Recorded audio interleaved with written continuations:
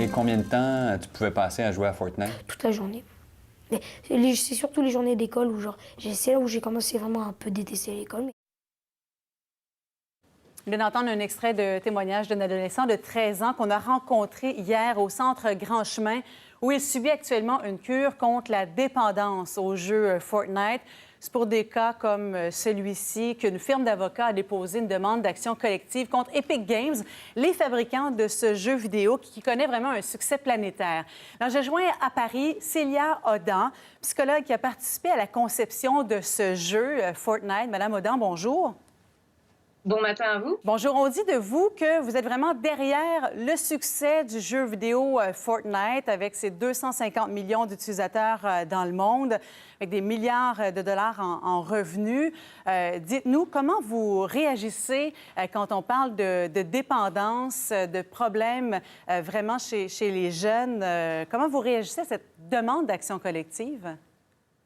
Oui, alors déjà, premièrement, je ne suis pas toute seule derrière le succès de Fortnite, hein. C'est un travail d'équipe assez compliqué sur de nombreuses années.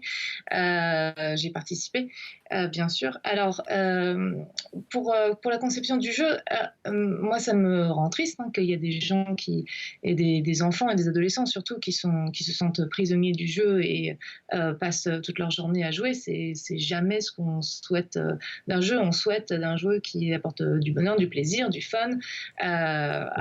Pour la tranche d'âge qu'on souhaite atteindre.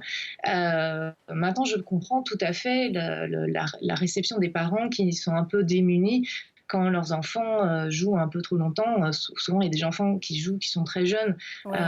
Madame Audan, vous disiez dans une entrevue sur nos ondes en janvier dernier que votre défi en tant que psychologue auprès des concepteurs, c'était de trouver le moyen de garder les jeunes vraiment dans le jeu. Est-ce que vous n'êtes pas allé un peu trop loin avec les concepteurs dans cette veine-là?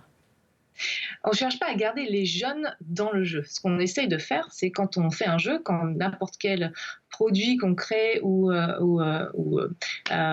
film ou livre, on cherche à donner du plaisir.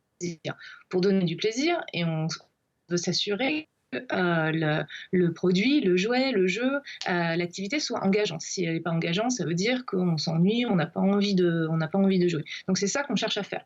On cherche à faire là pour Fortnite. Typiquement, c'est plutôt un jeu destiné à des jeunes adultes. C'est pas un jeu à la base destiné pour les jeunes enfants. Même si, s'il n'y a pas beaucoup de violence dans Fortnite, l'IRCRB indique qu'il est jouable pour les jeunes de 13 ans et plus. Ce qu'on essaye de faire, on utilise des connaissances en psychologie cognitive et en ergonomie pour s'assurer qu'on n'a pas de friction, de frustration qui ne sont pas des frustrations qu'on veut que les joueurs et les joueuses aient. Et on essaie d'éliminer ça pour que les jeunes, pour que les joueurs comprennent les interfaces et le but du jeu, et on essaie de faire en sorte que le jeu soit motivant, parce que si le jeu n'est pas motivant, évidemment, on ne va pas jouer. Donc après, il y a vraiment deux choses à comprendre là.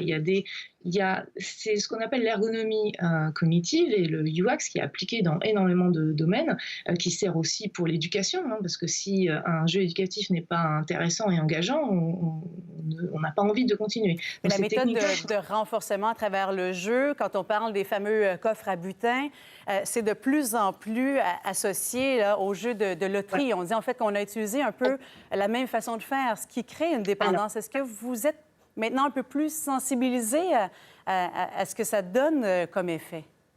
Oui, alors ça, c'est question de loot box, donc les butins ou des techniques de ce qu'on appelle utiliser la FOMO, donc le fear missing out en anglais, ou en français la peur de manquer. Ce sont des techniques qui viennent des connaissances en behaviorisme économique, en psychologie de behaviorisme de l'économie, qui sont utilisées en marketing depuis quand même énormément de temps, et qui sont introduites maintenant dans le jeu vidéo, parce qu'un jeu vidéo coûte très très cher à produire, et maintenant la plupart des jeux sont gratuits, enfin beaucoup de jeux sont gratuits, gratuit et les joueurs et les joueuses s'attendent à ce que le jeu soit gratuit et de haute qualité et avec des contenus qui est renouvelé tout le temps.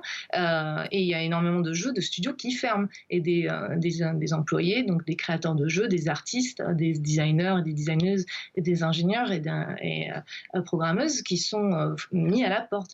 Donc les développeurs de jeux essaient de mettre en place des systèmes pour gagner de l'argent. Alors après, on a des questions d'éthique effectivement qui se posent désormais, qui sont liées à ce qu'on appelle l'économie de l'attention. Donc Tristan Harris dans la Silicon Valley commence à parler de ce genre de choses parce que le jeu vidéo n'est pas le seul dans l'industrie à utiliser. L'Organisation mondiale de la santé aussi en parle. Vous, en tant que psychologue, puis on va terminer là-dessus, Mme Audin, mais est-ce que vous avez quand même un cas de conscience d'avoir travaillé à l'élaboration d'un jeu comme celui-là qui peut créer de la dépendance? Alors, surtout pas rejeter la faute à quiconque. Moi, je travaille sur l'aspect fun du jeu. Je ne travaille pas sur ces d'accrochage, etc. Je n'aime pas travailler sur ça. Je préfère travailler sur comment faire en sorte qu'un jeu soit amusant et fun et faire en sorte que les joueurs et les joueuses fassent des choses intéressantes qui permettent aussi le développement cognitif, il ne faut pas l'oublier, interagir avec d'autres personnes, faire construire des choses dans le jeu, c'est créatif. On se coordonne pour faire des objectifs. Moi, c'est ça qui m'intéresse. Je travaille en éducatif, je travaille là-dedans. Ça ne m'intéresse pas d'utiliser ces techniques pour ce qu'on appelle des dark patterns, des patterns un peu obscurs. Mais c'est comme n'importe quoi. La psychologie cognitive et les connaissances en psychologie peuvent être utilisées pour faire en sorte de faire un monde meilleur, faire en sorte d'aider les gens à arrêter de fumer ou à manger plus équilibré ou recycler, comme ça peut être utilisé pour les faire acheter des choses en solde pendant Black Friday qui n'ont pas forcément besoin, etc. Donc, c'est pas tellement le design lui-même qui est un problème, c'est l'intention qui est derrière. Très bien. Bien, je vous remercie d'avoir partagé ça avec nous ce matin, Célia Audin. Merci beaucoup. Je vous en prie. Au revoir.